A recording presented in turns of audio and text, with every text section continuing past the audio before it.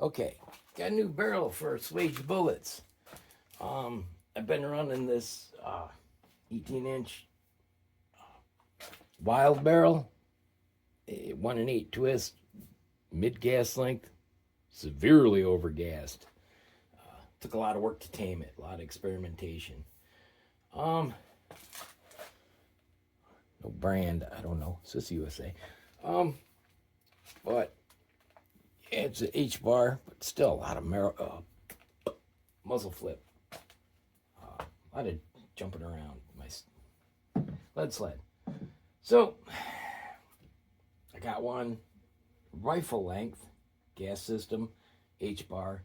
Only weighs like a quarter pound more. But hopefully be able to tame some of that jump.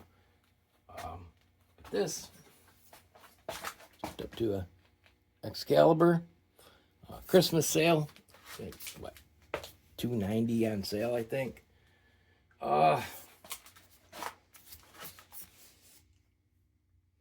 It's a 223 Remington chamber in 1 and 12, which the 1 and 12 should be a lot kinder to the brass jackets because they're like 8 thousandths thick. Quality plated bullets are about 8 thousandths. Berries are about 4. Cam Pro out of Canada is about 8. So, similar. But anyway, it all started when I sent Dima Proc, batch of my bullets, the 62 grain, all my, load data, charge weight, seating depth, all that, for this barrel. And he had a little lapse in judgment, I think. I think he forgot that they were developed for a wild chamber, and he stuck them in his 223 Remington chambered bolt gun. Basically, drove him home, right to the lands, baby. Luckily, he still got his face. They weren't max charge, but they were getting up there. But I think there's a factor that will, reveal itself as to why that was. I think. But anyway, that was a carrot on the stick down this rabbit trail. Because first thing he did was shot as good as my best, which is a .62 MOA. I've done that with 3 different powders.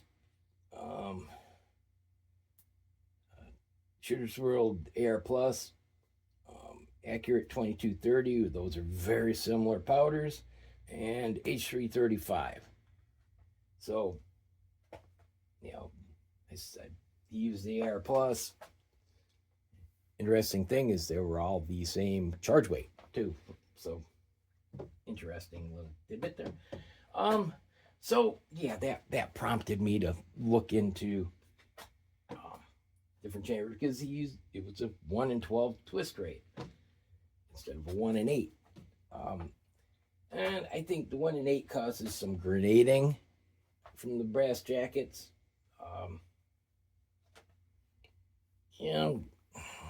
Don't hit the target, what good is it? And I talked to some barrel manufacturers and Corbin, and you ran several bullet calculators, twist rate calculators and stuff, because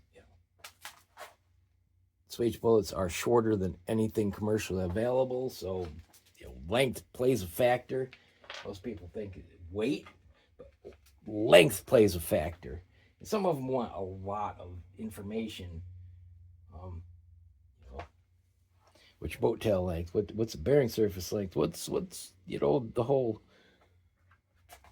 tip from the bearing surface length? Are you using a ballistic tip?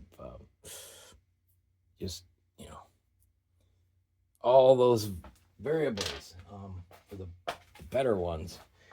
And They pretty much said I needed a 1 in 11 twist. Yeah, good luck finding that, right? Basically, you got 1 in 10 and 1 in 12.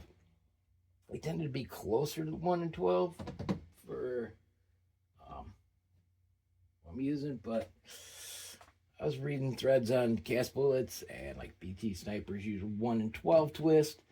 The guy at Corbin's I talked to is running a 1 in 10 twist, so roll the dice. There's always next Christmas sale, If so, 1 in 10 twist. Okay, let me get back to this. I don't know if it's rabbit trailing, but I'm trying to pack the information in here. All right. Take the old seating depth gauge here. The old barrel. I'll show you what I'm dealing with. And I've stated before that I've stated 80 thousandths jump. Now, what I'm finding is between 50 and 80 thousandths in the wild barrel, which is significant. And probably not great for a short bullet. You start jumping out there, you get less support.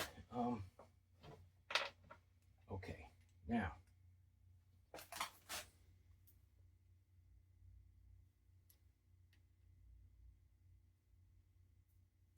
Come on. It's not a whole lot of seating depth. So what I've been doing is pushing them down to the end of the or the end of the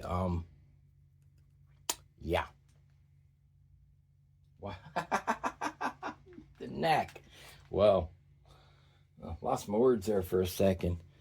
I've been seating them to the base of the neck, and that results depending on the jacket weight, what alloy you're running, say range scrap or pure lead or whatever, 50 to 80 thousandths jump. You're right here. What are we at? This particular bullet is at 2.003 inches, and that's to the ogive. All right, what is that?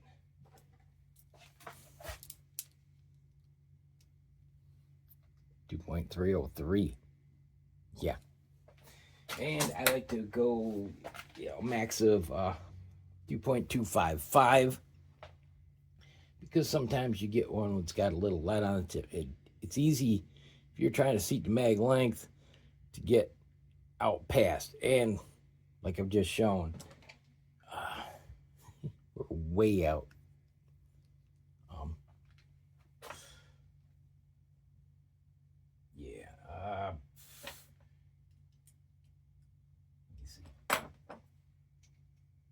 They're a split case.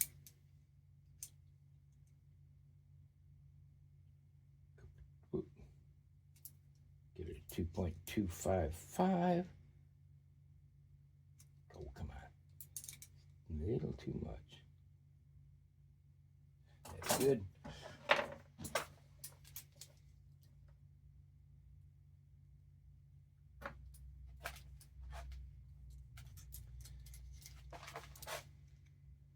All right. I'm at 1.953. I should go 1.945 though. But yeah. You can see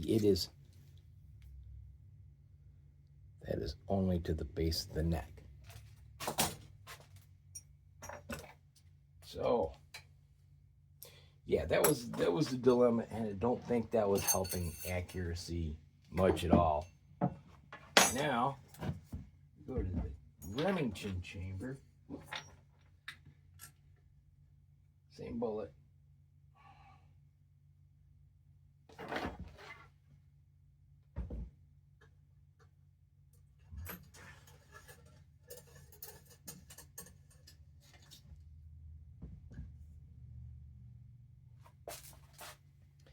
now it is seated significantly further. All right, let's see. To the lands is 1.880. So achieving 20 thousandths off the lands is easy, you know. Let's see, we got overall length well below mag length. 2.183, 2.180, in that realm. Yeah, tighter chamber is going to change everything. Let's see, 2.180. Show you in a split case. Let's see.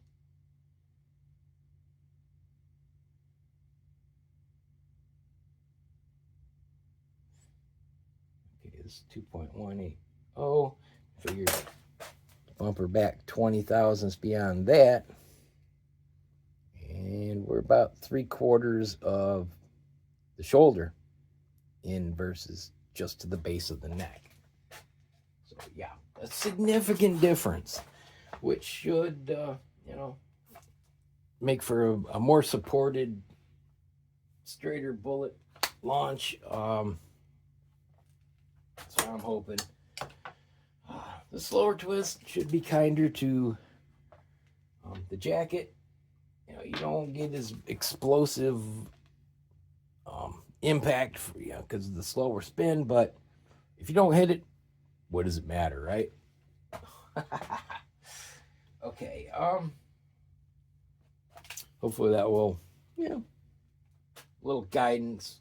Like I say, I haven't gotten out there because of waiting for good weather, and I just got these barrels in order too, one for me, one for the kid. They are like identical chamber. The measurements are spot on, so that should make load development, easier. Yeah, I got this and 6.5 Grundle now. This starting from scratch. That, the Grundle's new. Yeah, we have a lot on my plate this summer. Oh, hopefully it goes smooth. But it's half the fun, right? Okay, hopefully this will guide somebody, out there who's either swaging or thinking about it. It may or may not have a Remington chamber. It's been used in the wild, and this will kind of show that the Remington chamber is probably the way to go. And the slower the twist, don't go for the 1 in 7 or 8. 1 in 9 is probably as fast as really, even that. 1 in 10, 1 in 12, those are more what you're shooting for. Should be interesting. Can't wait to get out there and give her a go. All right, well, before I get off in the weeds and the rabbit trail, I'll leave you that. Have a good one. God bless. See you.